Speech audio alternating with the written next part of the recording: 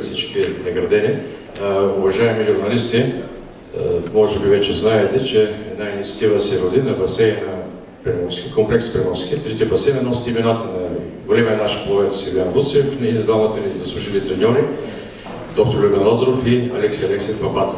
Решихме да поставим по един пари. Разбира се, да знаят младите пловци, младите треньори, кои са тези хора.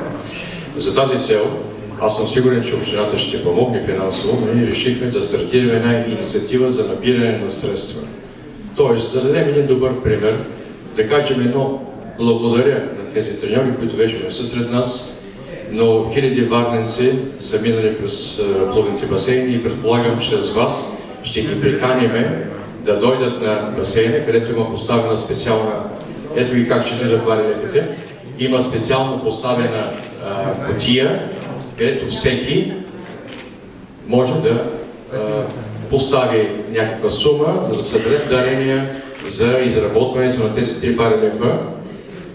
Кутията ще се съхранява на басейна, това е съгласувано с ръководството на община Варна, с отдел младежки дейности и спорт, разбира се, с дирекцията по младежки дейности и спорт.